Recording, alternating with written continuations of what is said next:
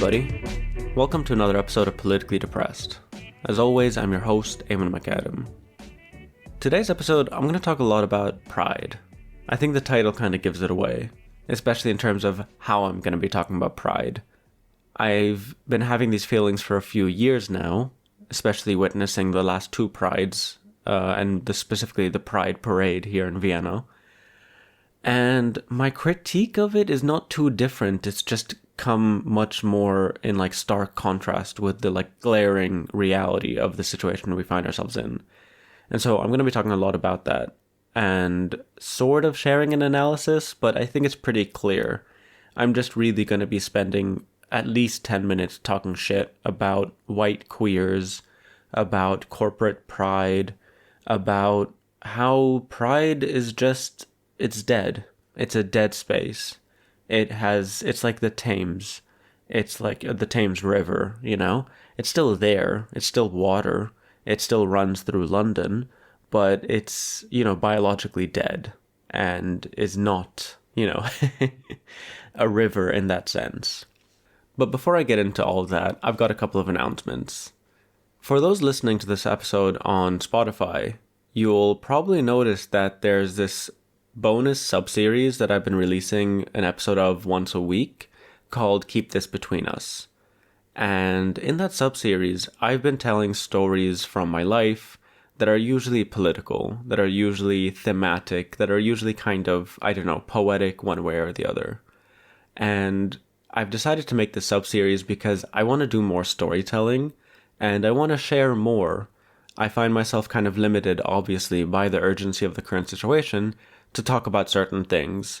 And I want to carve a little space out for me to tell the stories that I actually enjoy telling, But obviously, I don't want to put that out in the public feed. Some of the stuff is very personal. Some of the stuff is just not relevant to what's happening. And so it's not something I want to push and be like, this is the thing I'm doing, you know what I mean? But either way, I've just released the 6th episode. I'm doing one a week. And if you want to get access to it, you can become a member through Spotify. I think it's only a few clicks.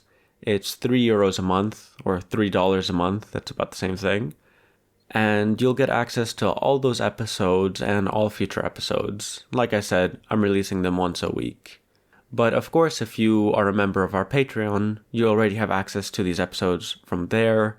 And yeah, both ways you get access and you help support this podcast and the wider project around it. So yeah, I just wanted to share that announcement before today's episode. Aside from that, before I really get into the meat of the main topic of today's episode, there's a couple of things. I'll probably release this on the 8th of June, and that's my birthday. So send us birthday wishes, send us love. It'll be much appreciated. I don't really care that much for birthdays, I never have, but this one's a big one because I'm turning 30. And it's kind of hitting home this fact that I'm never going to experience my 20s again, you know what I mean? I know for the most part age is a social construct and whatever, but it's just the slow march towards death is just, I don't know, this is genuinely how I see it, Also, I do feel like my 20s was kind of robbed from me by the Lebanese state and by the bullshit that I'd experienced. But yeah, here's looking towards a brighter 30s. And I just wanted to mention that. Also, one last thing. I don't know why I still feel like I'm in announcement mode. I guess that's what tends to happen before I get into the thing of the episode. But this isn't an announcement. It's just me sharing something that I don't think is going to fit into the episode, but I did just want to share it with all of you. I'm planning on going back home for summer and visiting my folks and my friends and just, going home. And I've been very nervous about it. For those that don't know, Beirut is home, right? So going back to Lebanon. And it's been really difficult booking these tickets. And I still haven't. Every time I go to book the tickets, I see the news and I'm like, what the fuck am I doing? But then I had this long deliberation of fuck it, of, whatever's going to happen is going to happen, of it's already been an entire year since I've seen everybody, and I don't want to just keep, living this way where I'm only home for like 2 weeks in the year. But at the same time, I don't want to rush towards danger. And I hate so much that the Israelis have created this situation where I am scared to go home. And I mean, I've been spared the kind of trauma of the 2006 war because me and my mother kind of miraculously went to visit some friends in Syria just like a day or two before the war broke out. So I was kind of spared that violence and that trauma. But obviously that trauma exists in different ways because we stayed there for a month, because there was so much like that was kept from me, and so much that I've had to learn since, but also like stuff that inevitably has been passed on. My brother was still in Beirut. I know that really deeply affected him. My mother, who was terrified and was keeping this from me, and I don't know, not keeping this from me in a kind of blaming way, but as in she was protecting me from it, and that obviously must have weighed pretty heavily on her, even though we've never really talked about it. So I guess after this episode I'll reach out and be like, hey, what was that like? But yeah, so if all goes well, I will go in late July, and while I'm there I plan on taking my microphone and still recording while I'm there, and maybe become an impromptu war journalist, who knows? Or like a war blogger. Inshallah, nothing will happen, whatever. But it's been fucked. And it's definitely been something that's been taking up a lot of my emotional space. I've realized listening back to these episodes, I always sound a bit, the very fact that I'm doing this, but also just the sound of my voice, I sound okay. I am not okay. I'm not okay at all. And there's a weird dissonance between the fact that I do talk quite a bit, it's a podcast, but also there's like an energy. But when I'm not recording, I've been so fucking depressed these days. It's crazy. I don't know what to do with myself. And I'm realizing it's also the fact that I don't really have a life here in Vienna. I spend so much time at home. I don't want to go out. I've been meeting people, but I also just don't, I don't feel like going out. I don't feel like distracting myself. I don't feel like building a new community kind of from scratch, even though de facto it has been happening and I've been meeting some incredibly powerful and lovely people. But I don't know, these days have been so incredibly fucking rough. And now with like further escalations in the south and talk of an imminent Israeli possibly invasion, but also just like increased operations. And what the fuck does that mean? It's been really draining and terrifying. And yeah, I don't know. I fucking hate it. On top of everything that's happening in Gaza, which already has put me, as everyone here listening knows, on a really intense kind of position. I've just been freaking out all the time and unable to cope. And so, on top of all that, the idea of the war pushing further beyond Gaza, beyond the south, which already has been devastated, and like largely ignored, because, the scale of the destruction and the violence is just nothing compared to what's constantly happening in Gaza. Whatever. I don't want to burn myself out before I get into the actual topic I want to talk about, so I'm just going to jump right into it. Fuck pride. Fuck pride so hard. I can't stand this shit. I was planning on going. There's going to be a parade, the parade, happening tomorrow. And I'm definitely not going to go, but I'm pretty sure there will probably be a like disruption or like people counter protesting or like protesting as queers, but being like, fuck this whitewashed corporate bullshit that is literally, I don't know, greasing the fucking wheels of genocide and fascism by its complacency and by this kind of, oh, pride is a fucking party. Pride is not a party. Pride was always a protest. I've been thinking about this. Pride, and I mean, I've been thinking about this for a while because I did go the last 2 years and I had pretty intense critiques of it at the time because, let's just say it. As a queer Arab, going to these spaces feels like opportunities, feels like these are things that I cannot do at home, that, we've tried, but also it's not necessarily the thing we want to do. But it's like, oh, yay, let's go out and like celebrate our queerness and queerness in general. But I don't know how to describe it. It does not feel like a celebration. To me, it feels like a capitulation. It feels like a surrender. It feels like Pride was born as a protest and died as a kind of corporate carnival of just hedonistic bullshit. I don't give a fuck. Like, I think love and solidarity are some like primary principles that I adhere to and that I think are part of queerness, that are part of feminism. But what I see in these carnivals is not love. I see them as these kind of forms of just major distraction, of integration within the kind of hegemonic, I don't know how to describe it, capitalist, patriarchal structure, right?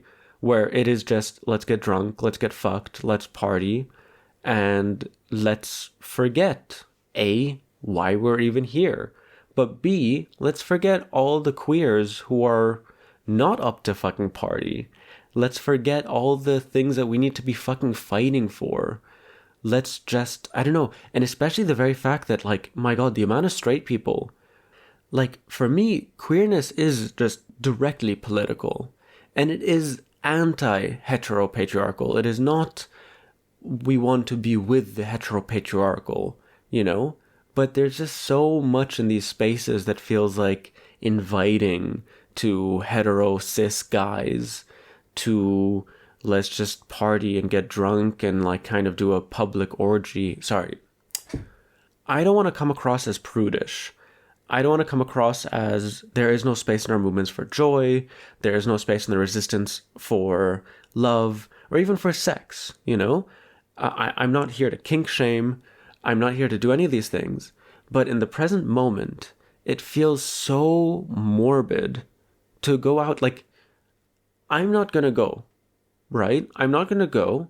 I'm not going to go to these protests countering it because I think psychically and spiritually, it is just so devastating to see all these white people partying and pretending like things are okay, and pretending not just that it's a party, but that it's a party with a purpose, and it's my purpose, and it feels so co-opted, and I reject it so fully, this co-optation. And I mean, I've been talking about it as like a corporate thing. They're literally sponsored. They hand out things. There are flyers. There's banks. There's companies that, don't give a shit.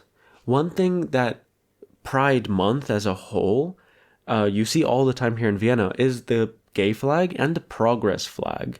And I find the use of the progress flag, for those that don't know, it's this like gay flag with the extra stripes that are for like black, brown, and indigenous folk, and for two-spirit and for intersex individuals. Specifically the black and brown part of it all, and the indigenous part of it all, like, let's not forget, it is these Europeans that went over there and genocided them, and then appropriated the culture and fucked them up, and to this day benefit from that appropriation. My God, Montezuma's headdress is here in Vienna, and there's not a single word about it in the exhibition of where they got this from, of how the Montezuma's headdress came to be in Vienna. And so anyway, sorry, that's a bit of a digression, but the point is, at a time when black and brown bodies here in Vienna are being brutalized, are being erased, are being ignored, are being sidelined and further marginalized, in their calls against war, for a kind of reckoning with the actual white supremacist racism that exists in this country, the growing white supremacy, but also the kind of mask off apparent hegemonic widespread white supremacy that I've been talking about a lot, which is kind of the status quo, the de facto norm. Like, if white people do not dismantle within themselves white supremacist thinking, they're born into it. They are reflexively doing it. And without resisting it and resisting the structure of it, they are benefiting and are complicit within it, right? I know I'm getting off in a bit of a lecture mode, but I genuinely am so fucking frustrated. And the only times that I ever feel energized, outside of feeling incredibly depressed and like cripplingly anxious and kind of bedridden with this malaise, is when I'm angry. And I'm going to own it just for a minute, if you'll pardon me. But I just can't stand it. I can't stand seeing this progress flag everywhere. And I don't just mean like flyers. I mean like on the fucking trams. Like on the government buildings, on the whatever. They pretend to hold these flags up to actually give it any meaning, when in fact they are rescinding from it the meaning, right? Not just of the LGBTQ plus flag, but specifically the progress flag, because none of these institutions represent progress. I don't see tolerance of a certain type of gayness as the progress that this flag represents. I think when you go out to these spaces and you see this flood of white people partying to this whatever music, doing this bullshit, and it is going to be the case wherein whoever does these kind of interventions are going to be majority black and brown people that are going to be ignored, that are hopefully not, but maybe get attacked. You know, the amount of white queers who have told me and told all of us that we are ridiculous, we are ignorant, we are hateful, we are Jew haters, we are hypocritical because if we go to Gaza, like whatever, we'll be thrown from fucking windows, right? Where are the white gays who are defending us in this? Where are the allies, you know? Like, white queers are not exempt from white supremacy at all. At all. The term homo-nationalism is very powerful for me because I have seen a lot of this weaponization of gayness, and I do make a distinction between gayness and queerness, right? Because I see queerness as strictly political and like intentfully political, whereas gayness and gay men and whatever, there's not necessarily a political thing involved with this, right? It is just a lifestyle. It is, I am going to do my same white supremacist patriarchal bullshit, but I suck dick as well. You know, the amount of guys on Grindr who have this, like, Grindr is one of the most transphobic spaces I've ever encountered. Transphobic and misogynistic. No fat, no femme. You know? No fat, no femme. And it's not for nothing, because most of the gay white men that I've met here, all their friends are gay white men. Like, it's an echo chamber, you know? And so much fucking misogyny breeds within that echo chamber because they don't talk to women. Because they don't talk to trans people. They don't talk to queers. They don't identify as queers. And in their lives, they just are allowed to under the system here, which, you know, I don't want to slag off that much because it's better than what we have in terms of, you know, thank God that it's sort of fine. Otherwise, I wouldn't be here or be allowed to be here. But I just find it so frustrating because there's a kind of, again, capitulation to patriarchy. There's, actually, you know what? When talking about gay men, it's not a capitulation. I think in a kind of historical way it is. But it is just a kind of integration within it, right? That, okay, I kind of burnt myself out there.